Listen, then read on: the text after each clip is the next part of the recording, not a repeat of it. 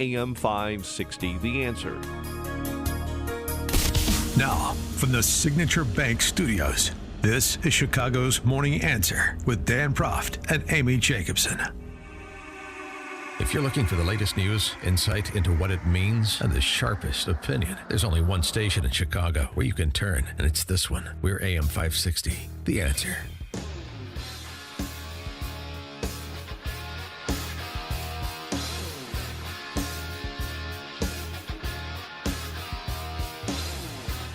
Top of the morning, Dan and Amy. Mike Gallagher is a congressman from north of the Cheddar Curtain, Wisconsin, of course. He also is chairman of that House Select Committee on the Chinese Communist Party, and he's a Marine Corps veteran.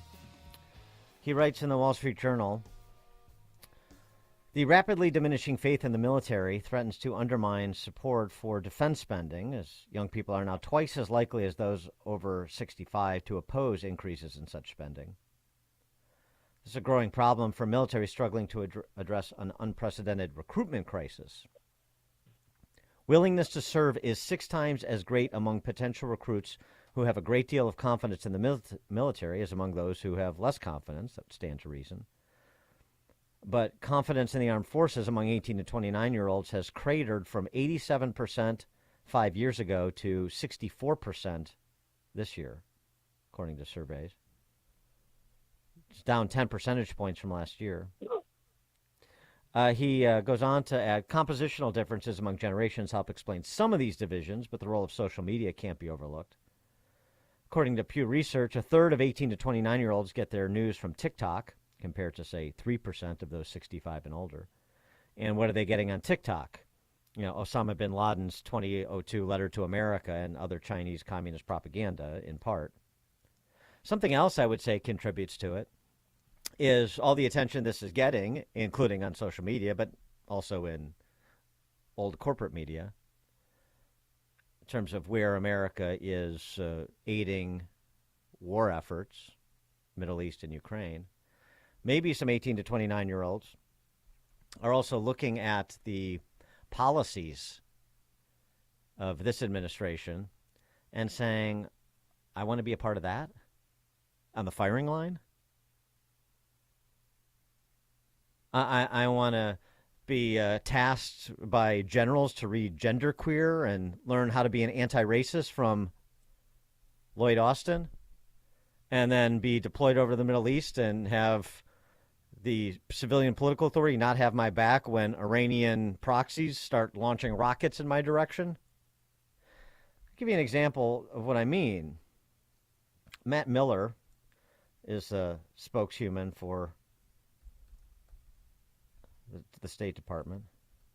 Listen to what he had to say the other day about the reports, and we brought these to you from the beginning of this, from shortly after October 7th, the Hamas terrorist attack. Listen to what he had to say about America underwriting terrorism as we're also supporting Israel. And this is through this UN Relief Works agency. They are, I will say, as I said a moment ago, actually they're on the front lines. UNRWA staff putting their lives at risk to get food, water, medicine to children, to babies, to civilians. So we absolutely support the work that they're doing. Okay, in light of that Jerusalem Post report, of 100 Hamas terrorists confirmed to have graduated from UNRWA schools, what level of terrorist involvement with UNRWA will it take to motivate President Biden to condemn the UNRWA terrorist organization? So we always condemn terrorism, and I think that's pretty clear just based on what you hear me say from this podium every day and what you've heard me say about Hamas since October 7th. But I do want to reiterate what I said about the life-saving work that UNRWA is doing and how important it is that that work not just continue, but that it be expanded. We would welcome other countries increasing their levels of support to UNRWA because we really do think the work they're doing is essential. So we condemn terrorism, but we underwrite it by providing money to UNRWA, the Relief Works Agency, UN Relief Works Agency, who apparently is an incubator for terrorism in the region because they're captive to the Hamas-controlled, at least it used to be, Hamas-controlled Gaza Strip.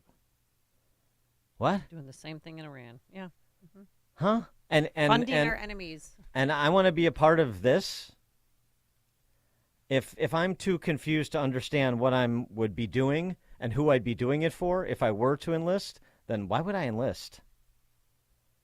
For more on this, we're pleased to be joined by Doug Bandow, Senior Fellow at the Cato Institute, former Special Assistant to President Reagan, and author of Foreign Follies, America's New Global Empire. Doug, thanks for joining us. Appreciate it. Happy to be on.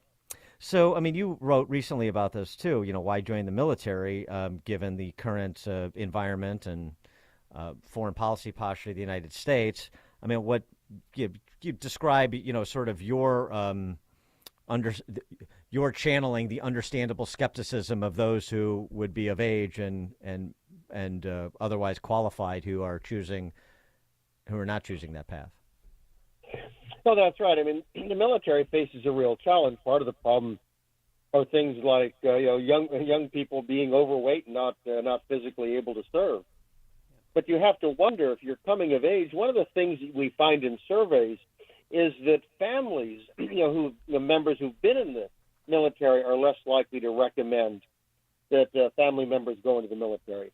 And that's a change because historically that's one of the best, recruiting, systems for America is whether it be a father or, a mother, an uncle, whoever, if suddenly they've been in the military and they're saying, well, I'm not so sure that's good for you in the future, that's a real problem.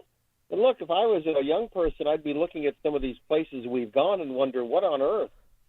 We're here for 20 years, and look what happened. And we're sitting in Syria doing I don't know what, and having the missiles come in on us. That how does this make any sense? You look up over the last 20 years and say, I don't see a lot of good that's come out of this for America. Why should I put my life on the line? Then add to it the things you were mentioning, the question of social engineering. I mean, if you have social engineering at the Department of, HUD, Housing and Urban Development, you might screw some stuff up, but you don't get people killed. But you worry about social engineering when it comes to the military, you can have extraordinarily negative consequences. Well, what about, do you think Ronald Reagan is rolling over in his grave when he heard Dick Durbin say that he wants to make it possible for illegal immigrants to join the U.S. military and then become citizens? I think Reagan would be kind of horrified. This is just not an administration that you perceive as, making American service personnel stand up and feel proud. And if you're going to put people's lives on the line, they need to have confidence in the civilian leadership. They need to have confidence that, if their lives are going to be risked, it's going to be, for something good. Quite honestly, Reagan could do that. I think Reagan, the confidence, one of the issues I worked on with him was military manpower. This is somebody who really, I think, set the stage for a pride of people joining the military. It's very hard to see that today. And I think Reagan would be horrified that he understood the greatness of America and in a very positive future. You just don't hear that from this administration.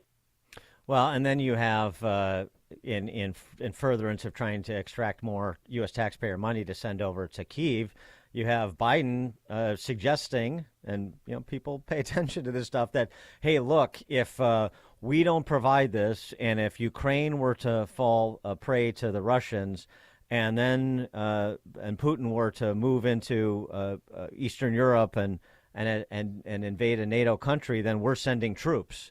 So, it's not going well in Ukraine.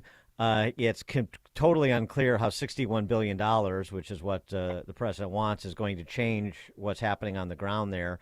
And then he's using a threat of deploying troops under the supposition that Putin would continue to move west into the Baltics and the neighboring countries, which is also unclear. But just even that prospect with this administration, I want to be deployed to Estonia under this president? I don't think so. Well, especially because at some point you've got to ask, what are the Europeans doing? It's 80 years since the end of World War II. So I just find it very strange that 80 years later we're still told that the Europeans are helpless, and if we don't protect them, the world's going to end. And you wonder, well, at what point do they actually get serious?